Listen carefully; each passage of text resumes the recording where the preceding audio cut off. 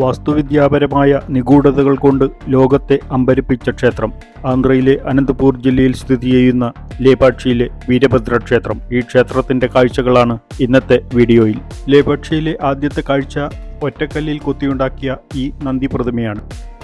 ലോകത്തിലെ ഏറ്റവും വലിയ മോണോലിഥിക് നന്ദി.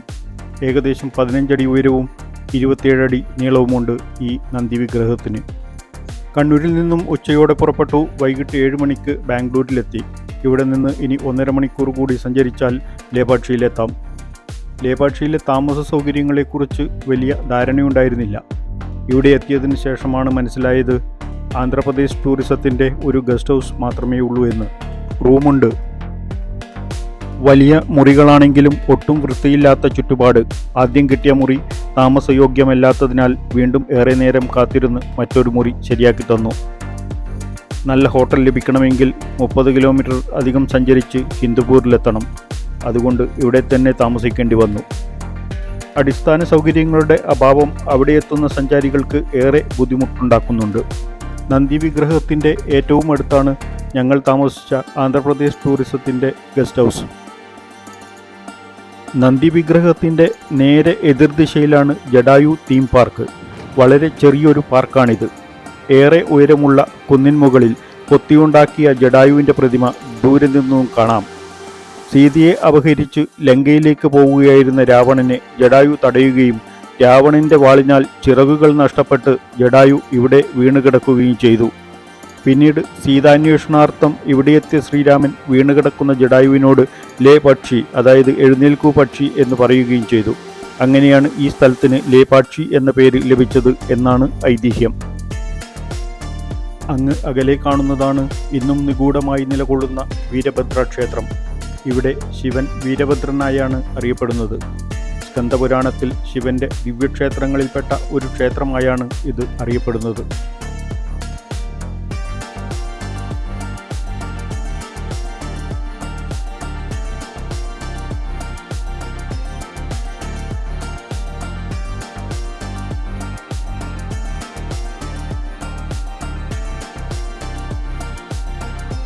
വിജയനഗര രാജ്യത്തിലെ രാജാവായിരുന്ന അച്യുതദേവ മഹാരായരുടെ നിർദ്ദേശപ്രകാരം ഇവിടുത്തെ ഗവർണർമാരായിരുന്ന വീരണ്ണ നായ്ക്കരും സഹോദരൻ വിരൂപണ്ണ നായ്ക്കരും ചേർന്ന് AD 1530 പണികഴിപ്പിച്ചതാണ് ഈ ക്ഷേത്രം.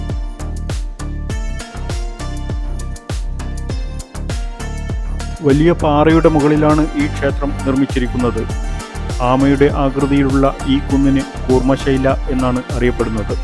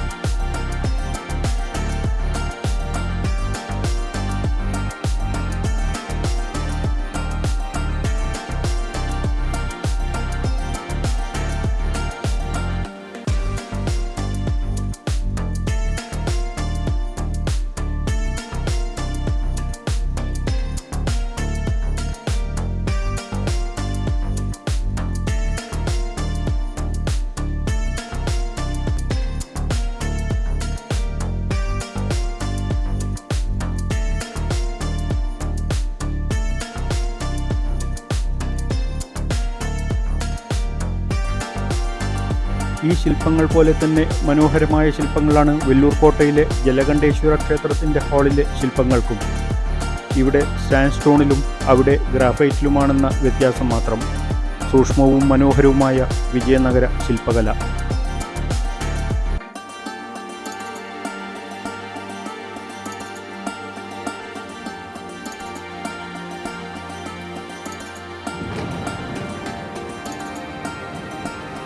ക്ഷേത്ര സമുച്ചയത്തെ 3 ഭാഗമാക്കി തിരിച്ചിരിക്കുന്നു.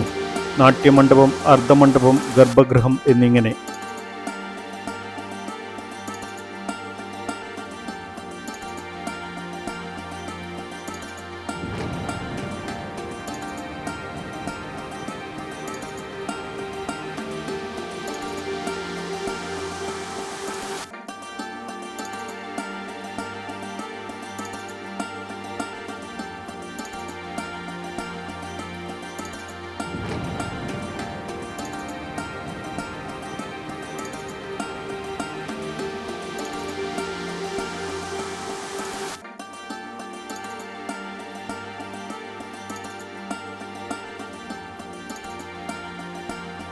ക്ഷേത്രത്തിനകത്തെ കൊത്തുപണികൾ പോലെ തന്നെ മനോഹരമാണ് മുകൾ ഭാഗത്ത് ചെയ്തിരിക്കുന്ന ചുവർച്ചിത്രങ്ങളും.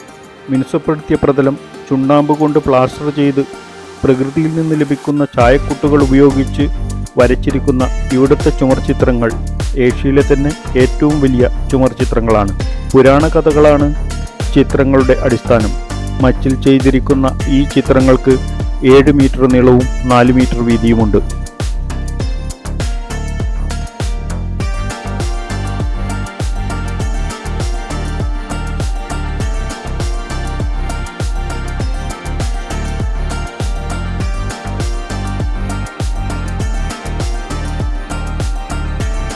വെല്ലൂർ കോട്ടയെക്കുറിച്ച് ഇതിനു മുമ്പ് ഒരു വീഡിയോ ചെയ്തിട്ടുണ്ട്. അതിനുശേഷമാണ് ഒരു ആർട്ടിക്കിൾ ശ്രദ്ധയിൽപ്പെട്ടത്. കോട്ടക്കകത്തുള്ള ജലകണ്ഠേശ്വര ക്ഷേത്രത്തിൻ്റെ പുറത്തുള്ള മണ്ഡപത്തിൻ്റെ തൂണുകൾക്ക് എല്ലാം നമ്പറിട്ട് മാർക്ക് ചെയ്തു വെച്ചിട്ടുണ്ടത്രേ. അതുപോലെ ഇളക്കിയെടുത്ത് ഇംഗ്ലണ്ടിലെ ഏതോ മ്യൂസിയത്തിൽ പുനഃസൃഷ്ടിക്കാനുള്ള നീക്കമുണ്ടായിരുന്നെന്നും പിന്നീട് അത് വിജയിക്കാതെ പോയി എന്നും. വിജയനഗര ശില്പകലയുടെ മനോഹാരിത മുഴുവൻ നിറഞ്ഞു നിൽക്കുന്ന ശില്പങ്ങളാണ് വെല്ലൂർ ഫോർട്ടിലെ ഹാളും ലേപാക്ഷിയിലെ വീരഭദ്ര ക്ഷേത്രവും.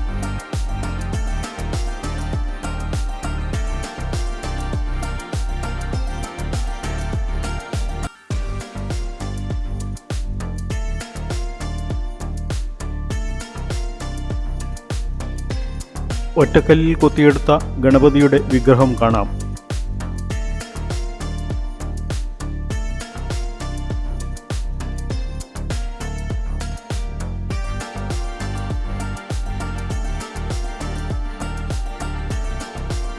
ഒറ്റക്കല്ലിൽ തന്നെ കൊത്തിയെടുത്ത 7 തലയുള്ള നാഗം ശിവലിംഗത്തിന് തണലായി നിൽക്കുന്നു.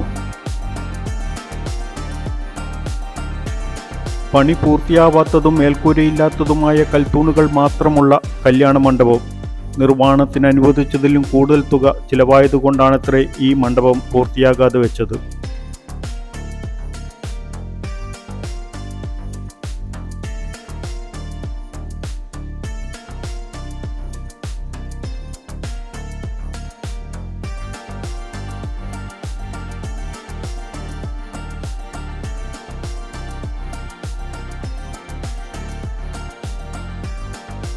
എഴുപത് തൂണുകളുള്ള ഈ മണ്ഡപത്തിൽ ഒരു തൂൺ മാത്രം നിലം തൊടാതെ നിൽക്കുന്നു.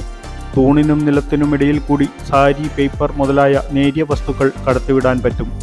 ഇതിൻ്റെ നിഗൂഢതയറിയാൻ 1902 ബ്രിട്ടീഷ് എഞ്ചിനീയറായിരുന്ന ഹാമിൽട്ടൺ ഒരു ഇരുമ്പ് ദണ്ട് ഉപയോഗിച്ച് ഈ തൂൺ ഉയർത്തുവാൻ ശ്രമിച്ചുവത്രേ. ഉടനെ മറ്റു തൂണുകളും സീലിങ്ങുകളും ഇളകാൻ തുടങ്ങിയത്രേ. ഇത് കണ്ട് ഭയന്ന ഇദ്ദേഹം ഈ ശ്രമം ഉപേക്ഷിച്ചു.